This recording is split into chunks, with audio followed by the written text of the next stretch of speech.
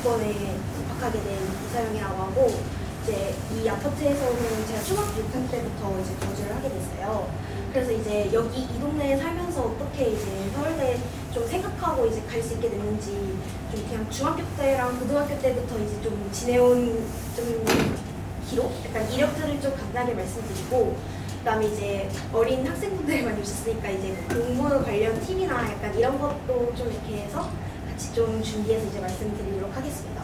일단 저는 당연히 이 동네에 이 아파트에 살았으니까 당연히 저는 월산초등학교에서 졸업을 했고요.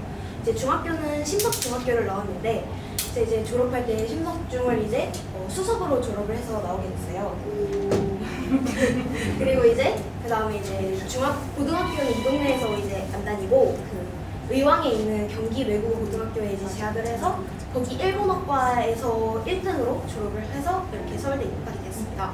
일단 제가 이제 초등학교 때까지는 딱히 그렇게 항상 학원 맨날 다니면서 이렇게 공부를 하고 그런 스타일은 아니고, 이제 중학교를 올라가면서 그냥 1학년 때까지는 사실 이제 저희도 자유학년제를 보냈으니까 1학년 때까지는 사실 저도 크게 이게 공부에 뜻을 두고 공부를 하진 않았어요.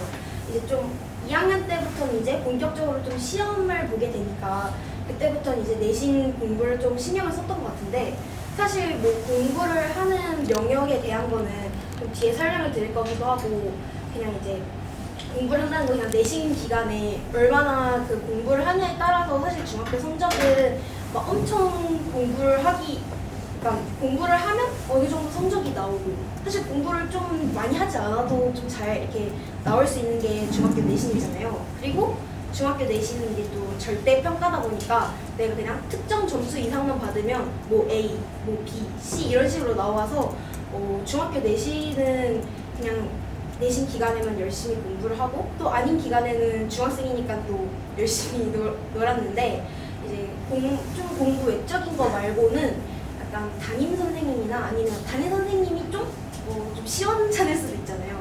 그래서 이제 그런 어떤 특정 교과 선생님들이라던가 좀 내가 좀 친해졌으면 좋겠는 선생님들한테 좀 많이 다가가서 선생님들한테 좀 교류를 많이 했던 것 같아요. 근데 이게 제가 2학년 때까지, 중학교 1학년, 2학년 때까지는 사실 굳이 선생님이랑 잘 교류를 할 필요가 있나? 이런 생각이 들었는데, 이제 3학년 때는 제가 사실 외고를 준비한 건 아니고 제가 자사고를 준비를 했었거든요. 사실 보통 이 동네에서는 심석고랑 마석고를 많이 가서 거기서 이제 농어촌 전형으로 많이 활용을 하는데, 사실 저도 그 전형을 활용하고 싶어서 이제 자사고 있는 지역에서도 또 강원도에 그 횡성에 민사고라는 곳이 있어요. 근데 이제 그곳은 또 농어촌 특별 전형이 지원이 되는 동네니까 그쪽으로 생각을 하고 이제 학교 준비를 했었거든요. 그래서 이제 3학년 때는 이제 제가 하필 3학년 때 코로나가 터져가지고 자소서를 이제 담임 선생님께 받아야 되는데, 이제 담임 선생님이랑 이제 코로나 때문에 별로 교류가 없었던 거죠. 그래가지고 이제 그래서 제가 2학년 때 담임 선생님이었던 분께 도움을 받았고, 사실 이제 굳이 그런 뭐 자사고나 뭐 특목고 같은 걸 지원하는 목적이 아니더라도 좀 중학교 선생님들과 많이 교류를 하다 보면 어쨌든 이제 고등학교를 앞으로 입학하게 되는 그런 거에 대한 조언도 얻을 수 있고, 사실 그런 거에 대한 조언 말고도 좀 어떤 그 과목 공부에 대한 팁이라던가 아니면 좀 친하게 지내는 선생님들 같은 경우에는 가끔 이제 좀 되게 나 연세 지긋하신 선생님들이 계세요. 사실 제가 심석중을 나왔으니까 좀 심석중에는 그런 선생님들이 계시거든요. 이제 그런 선생님들 중에서는 이제 거의 막 퇴직을 앞두신 그런 선생님들 같은 경우에 좀 친해진 학생들이 있으면 막 책 같은 거나 아니면 문제집, 자습서 이런 것도 이렇게 조금씩 이렇게 빌려주시거나 아니면 이렇게 주시는 경우도 있거든요. 그래서 사실 저도 그런 어떤 선생님들과 같이 이렇게 교류를 하면서 알게 모르게 얻은 이런 혜택들이나 아니면 이렇게 도움받은 부분들이 많기 때문에 좀 교류를 하면 좋을 것 같고, 그리고 이제 그렇게 중학교 3학년까지 내신을 잘 챙기고, 그 다음에 이제 외적으로는 학교 자소서랑 그 다음에 그 민사고를 준비하면서 여러 가지 면접 준비랑 자소서 준비랑 이렇게 해서 민사고를 지원을 했어요. 근데 아쉽게도 민사고는 떨어졌거든요. 근데 이제 그러면 제가 중학교 3학년 때 생각하기에는 역시 이 동네에서 중학교 3년을 다녔으면 당연히 농어촌 특별 전형으로 대학을 가는 게 맞다고 저는 어렸을 때 생각을 해서 이제 그 주변에 사실 저희가 이제 내신으로 고등학교를 가는 동네잖아요.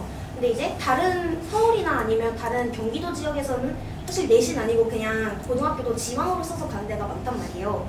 그래서 보통 이제 그런 데에서 자사고 같은 걸 썼다 떨어지면 그냥 이제 랜덤으로 그 동네 고등학교를 배정받아서 갈 수가 있어요. 근데 이제 저희는 내신으로 가는 비평준화 지역이기 때문에 한 번 더 원서를 써야 돼요. 내신에 맞춰. 약간 정확히는 정원이 미달난 학교에다가 이제 내신에 맞게 그 학교를 지원을 해서 가거나 아니면 이제 외고나 국제고 같이 이제 그런 데서 정원 미달이 나면 또 추가로 모집할 수 있는데 그건 또 저희처럼 내신으로 쓸 수 있는 동네에서만 그걸 지원을 할 수가 있거든요. 그래서 이제 제가 봤는데 저희 일반 고등학교 중에서는 제일 가까운 데가 가평, 막 청평고등학교랑 아니면 이제 하남 미사까지 이제 고등학교를 제가 갔어야 됐어요. 근데 그러면 이제 제가 통학거리가 너무 멀어서 차라리 그럴 거면 기숙사가 있는 학교를 가자 해서 이제 외국어 고등학교를 선택해서 이제 다행히 그 추가 모집을 합격을 해가지고 거기서 다니게 된 건데 사실 이제 특목고 외고는 이제 특목고라고 해서 거기서는 이제 아무리 농어촌 지역에 살았어도 곧 대학교에서는 농어촌 특별 전형으로 갈 수가 없어요. 그래가지고 제가 농어촌 특별 전형으로 간 게 아니기 때문에 아마 이 지역의 애들이 이제 대학교 갈 때랑은 좀 얘기가 많이 다를 수가 있는데 그래도 좀 이렇게 고등학교 생활에 대해서 강조하고 싶은 거는 사실 어느 고등학교를 가도 좀 내신을 챙기는 게 되게 중요하거든요. 내신은 이제 학교 시험이니까 그 학교 시험을 이제 3년 동안 꾸준히 잘 받아가지고 이제 그런 내신 성적을 만들어서 보통 지원을 해서 대학을 가는 전형인데 그걸 이제 저희가 이제 수시 모집 전형이라고 하고 이제 수능으로만 대학을 가는 건 정시 모집 전형이라고 하잖아요. 근데 제가 좀 그러니까 고등학교 관련해서 말씀드리고 싶은 거는 아무리 내가 내신이 안 좋아도 무조건 학교 시험 점수를 잘 챙겨야 된다고 좀 말씀을 드리고 싶어요. 제가 왜 이 말씀을 드리냐면 사실 여기서 좀 수능 공부를 한다는 거는 그렇게 쉽지가 않잖아요. 왜냐면 수능 공부라는 거는 좀 되게 양이 많고 또 공부를 좀 많이 하거나 아니면 좀 어떤 좀 타고난 감 같은 게 있어야 되는데 사실 또 타고난 감만 있어서 수능 공부를 잘 할 수 있는 것도 아니거든요.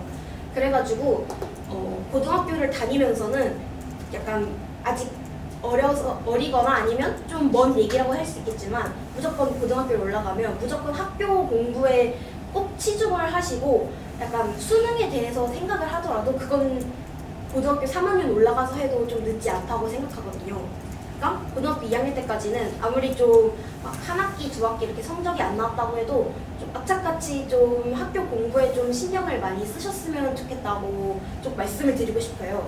왜냐면 고등학교 3학년 때 올라가면 이제 학교 친구들이 모두 다 이제 대부분 학교 수험 성적으로만 이제 지원을 하고 약간 수능 보는 걸 별로 생각을 안 한단 말이에요. 그러면 이제 아무리 수능 공부를 생각하고 있어도 그런 분위기에 좀 휩쓸리기 쉽거든요.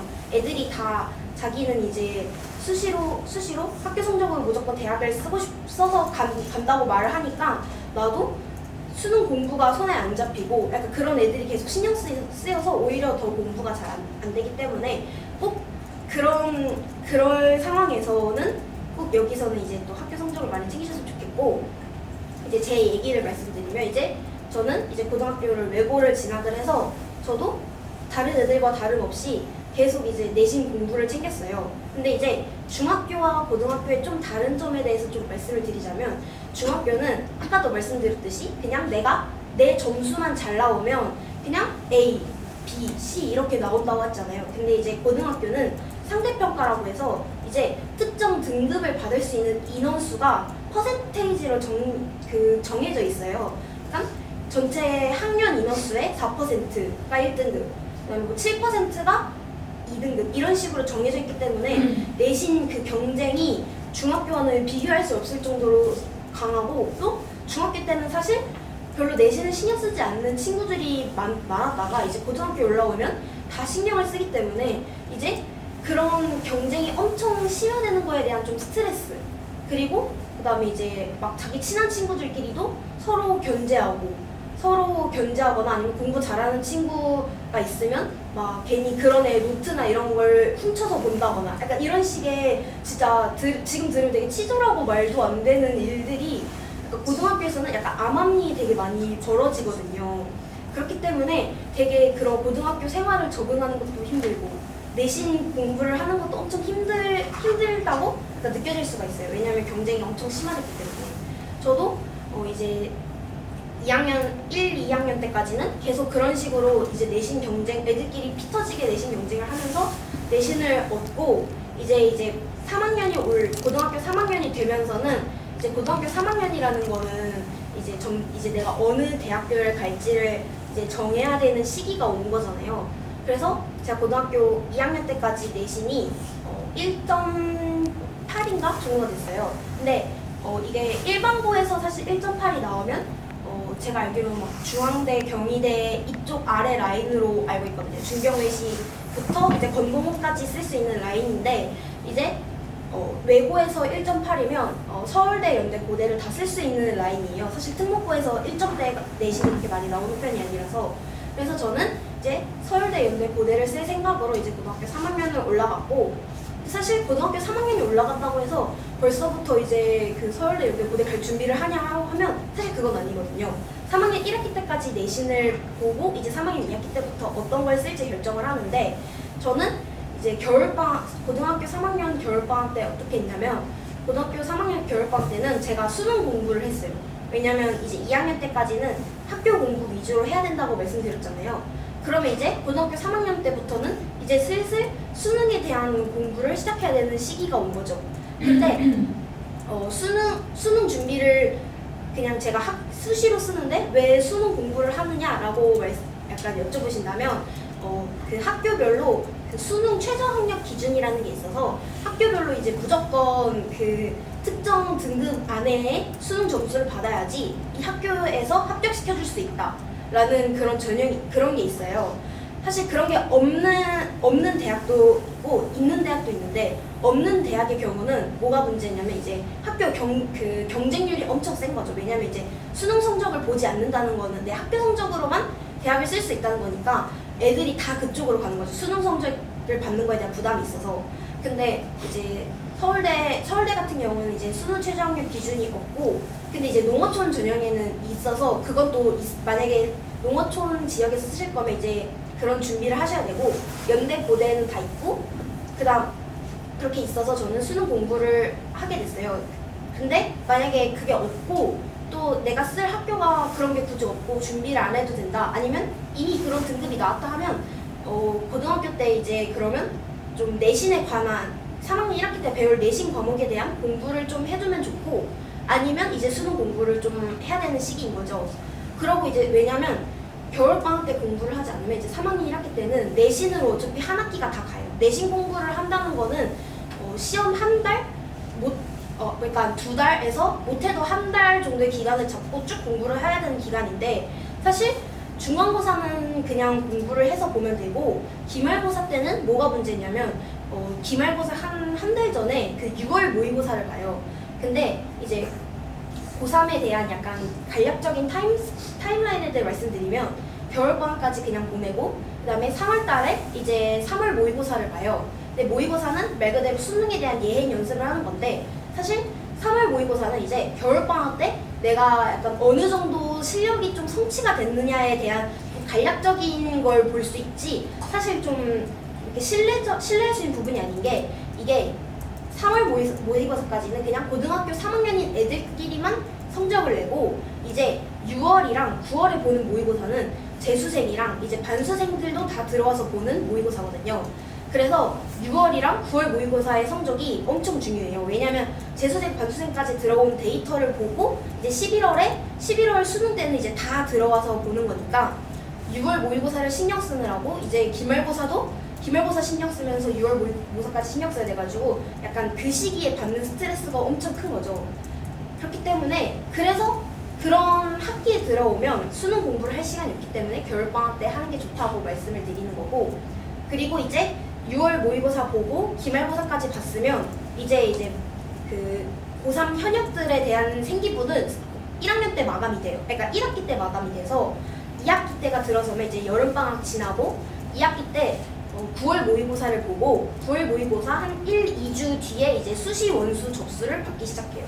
그러면 1년을 약간 놓고 봤을 때는 겨울방학 지나고 한 학기는 이제 내신 공부하느라고 날려보내고 여름방학 좀 있고 이제 9월부터는 바로 그 원서 접수하면서 원서 접수를 하면 그렇게 원서 접수하고 뭐냐 하면 면접이 있는 학교들은 그 면접이 보통 수능 전후로 있어서 그럼 11월 중순에서 그 다음에 그 말까지 면접이 계속 있거든요. 그럼 그 전까지는 이제 계속 면접이랑 이제 수능 최저 준비를 하는 거죠. 그렇기 때문에 그러니까 고3 1년 놓고 보면 되게 긴 시간인 것도 맞지만 또 어떻게 보면 되게 짧을 수밖에 없는 시간인 거죠. 그래서 이제 그 시기 안에 해야 될 게 일단 수능 만약에 수시를 쓴다고 가정을 하면 이제 수능 최저 학력 기준을 공부하고 그 다음에 1학기 때 내신을 챙기고 그 다음에 생기부도 당연히 챙겨야 하고 그 다음에 이제 마지막으로 면접 준비까지 해야 되니까 할 일이 엄청 많은 거죠. 약간 그래서 고3은 되게 순식간에 지나가면서도 되게 길게 지나간다고 좀 느껴질 수 있어요. 그래서 이제 그런 걸 바탕으로 제 얘기에 대해서 좀 다시 말씀드리면 저는 겨울방학 때 수능 공부를 했고 1학기 때는 그냥 다른 애들처럼 다 내신 챙겼어요. 그래서 저도 6월 모의고사 때는 사실 거의 공부를 하지 못했고 이제 근데 그럼 이제 여름방학 때 들어서면 이제 다시 여름방학 때 수능 공부를 해야 되잖아요. 방학 때 수능이 얼마 안 남았으니까.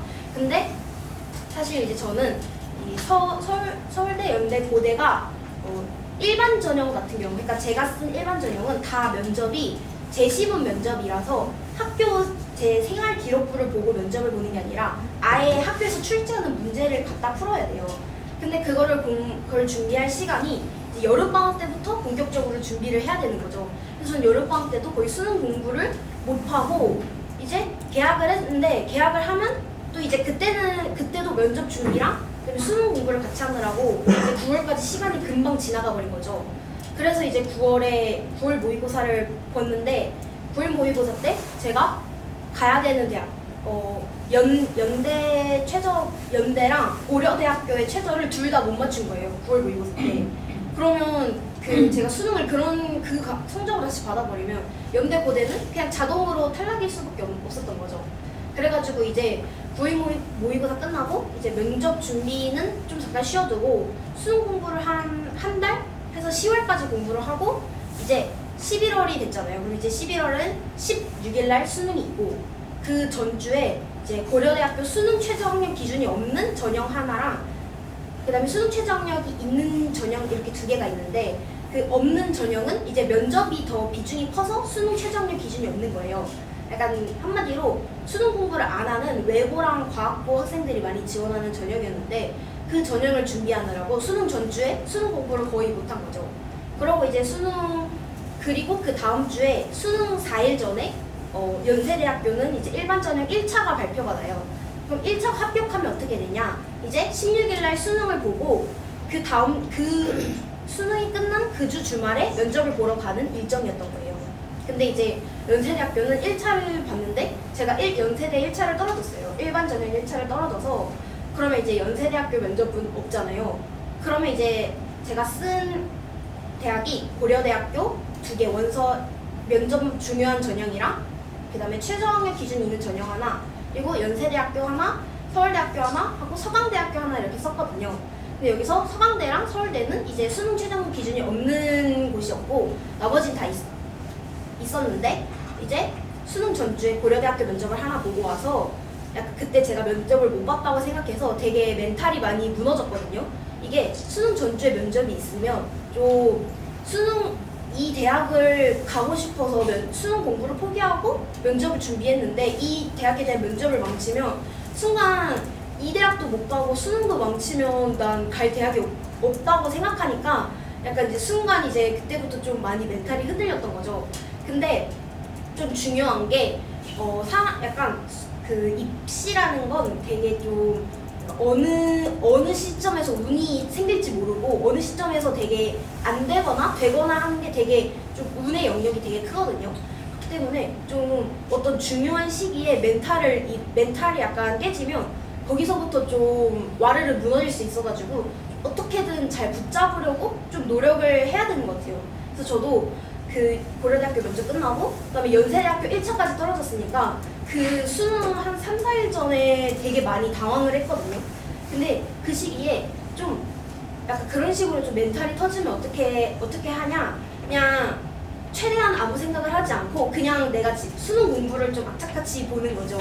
약간 그냥 아무 생각 없이 공부를 한다라는 말 있잖아요. 그냥 모든 걸 다 좀 외적인 걸 생각하지 않고 다 공부만 한다?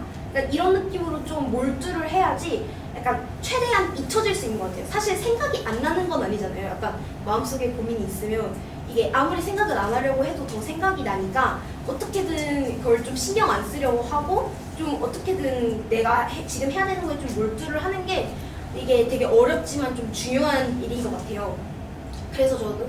그래서 저는 간신히 이제 수능을 가서 수능을 쳤는데 사실 제가 약간 원하는 성적은 받지 못했어요. 근데 약간 간신히 겨우 최저를 맞췄거든요.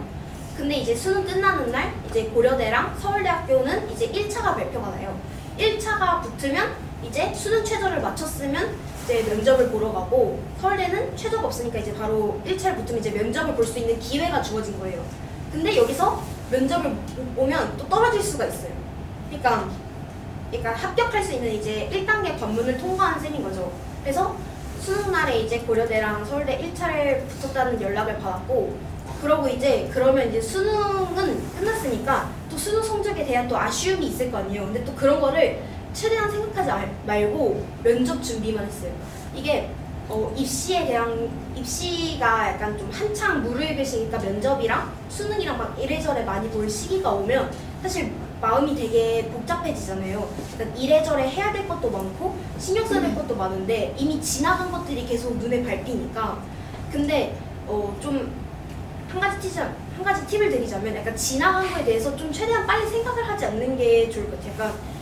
약간 어차피 그거에 대한 결과는 나중에 알게 되니까 그 결과가 나올 때까지 좀 최대한 그런 걸 다 좀 생각하지 말고, 그러니까 지금 내가 해야 될 거에 집중을 하는데, 그런 집중을 하기 위해서는 어쨌든 내가 좀 붙들고 있을 게 필요하잖아요. 그래서 이제 면접이랑 면접을 보는 걸 수도 있고 아니면 수능 공부를 하는 걸 수도 있는데, 약간 그런 식으로 좀 집중을 해서 좀 하는 게 중요했던 거죠.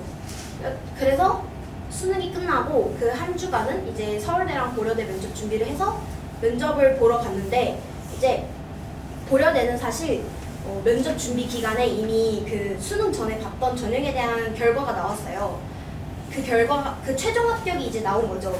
갔는데 이제 고대는 예비를 받았지만 그 예비가 이제 합격할 수 있는 번이어서 좀 고대는 마음을 놓고 이제 그 시기에 좀 서울대 면접에 집중을 했는데, 사실 서울대 면접이 되게 어려운 면접이거든요. 그 제시문을 읽고, 또 제가 쓴 학과는 이제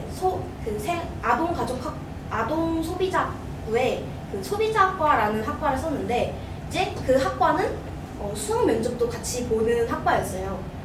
약간 문과 계열인데 수학 면접이랑 그다음에 이제 사회 관련 지문 면접에서 두 가지 면접을 봤던 거죠. 근데 제가 그 시기에 수학 면접에 대한 자신감이 없어가지고 좀 많이 걱정을 했고, 실제로 면접장에서도 좀 수학 문제를 많이 못 풀었어요. 그래가지고 어떡하지? 큰일 났다 하면서 이제 면접을 보는데 그 교수님들이랑 면접을 보통 학교 면접은 이제 교수님들이랑 많이 보거든요.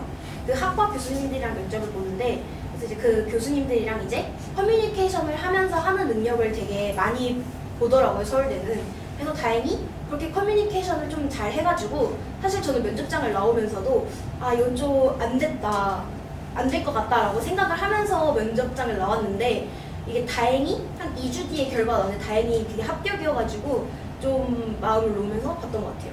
근데 이제 이거는 제 이야기였고, 이제 좀 큰 약간 널찍한 약간 그런 일반론적인 얘기를 좀 하자면, 그냥 제가 이제 중학교 시절부터 내신 공부를 하고 이제 고등학교 때도 계속 내신을 챙겨서 대학교를 이렇게 갔다라고 말씀을 드렸는데, 사실 내신이라는 걸 생각을 해보면 학교에서, 그러니까 나라에서 어떤 출제하는 사람들이 보편적으로 내는 게 아니라 학교 선생님들이 내가 내 수업에서 너네들이 얼마나 많은 걸 이해했니 하면서 테스트하는 문제인 거잖아요. 그러면 제 중학교 때도 내신을 받고 뭐 고등학교 때도 내신이 되게 중요하고라고 계속 말씀을 드렸는데 그럼 그 내신에 대해서는 어떻게 공부를 해야 되냐라고 생각하시는 분들이 되게 많을 것 같아요. 근데 일단 제가 중학교 때는 사실 내신이 좀 어려워봤자? 라는 생각을 많이 하거든요. 물론 당연히 내신을 막 모든 과목을 다 100점 맞고 뭐 모든 걸 다 만점 맞고 약간 이런 느낌을 말한다기보다는 약간 공부하는 방법이 되게 좀 정해져 있어요. 약간 그냥 어떤 특정 과목, 예를 들어서 국어 과목을 공부한다 하면 교과서로 수업을 나가잖아요. 교과서 수업 나가거나 아니면 못해도 프린트 좀 몇 장? 그러면 이제 그 프린트 보는 거랑 그 다음에 국어 같은 경우 교과서 자습서를 사서 자습서 공부를 하고 그다음에 평가 문제집을 사서 평가 문제집을 풀고 이런 식으로 해서 내신을 보면 그냥 뭐 아무리 시험이 어려웠어도 막 시험 점수가 엄청 낮게 나오진 않거든요. 중학교 같은 경우에는. 그래서 저는 그 중학교 때는 그냥 정말 정석대로 공부를 많이 했어요. 그냥 그 과목에 자습서를 사가지고 자습서를 보면서 선생님들이 말한 부분 좀 확인하거나 사실 선생님들이 말한 부분에서 나온다기보다는 약간 좀 진짜로 자습서나 평가 문제집 같은 형식으로 문제를 많이 내세요. 약간 우리 그 족보닷컴 같은 거 보면 나오는 어떤 뭐 교과서 확인 문제들 같은 거 있잖아요. 진짜 그런 식으로 문제를 많이 내셔서 중학교 때부터 되게 심층적인 공부를 하거나 좀 약간 그런 공부를 하는 식으로 좀 너무 이렇게 스트레스를 받을 필요는 되게 없는 것 같아요. 그리고 좀 약간 변수가 있다면 뭐 수학이나 약간 영어, 왜냐면 영어도 서술형이 있는 과목들도 있고 수학도 약간 아무리 공부를 해도 약간 좀 늘지 않는 부분들도 있으니까. 근데 국어나 뭐 사회나 약간 좀 사회나 이런 부분도 또 학원 다니기 좀 애매한 약간 그런 과목들이잖아요. 막 영어랑 수학은 학원을 다닌다고 해도 그래서 사회나 과학이나 이런 부분들은 진짜 좀 약간 정석대로 그 파고드는 좀 게 중학교 때는 필요하고 사실 중학교 때는 그렇게 막 올백을 맞으면서 공부를 할 필요는 없는 거지. 그냥 딱 내가 뭐 심석보나 마석보 갈 수 있을 만큼 내신만 받으면 되니까. 근데 그게 안 되면 그냥 약간 좀 그런 식으로 좀 시도를 하면 이게 그냥 굳이 내가 엄청 큰 노력을 한 건 아니지만 그냥 내신 기간에만 그렇게 공부를 해도 생각보다 많이 성적이 오를 수 있다는 거죠. 그러면 이제 고등학교를 올라가서는 어떻게 좀 하는 게 좋냐?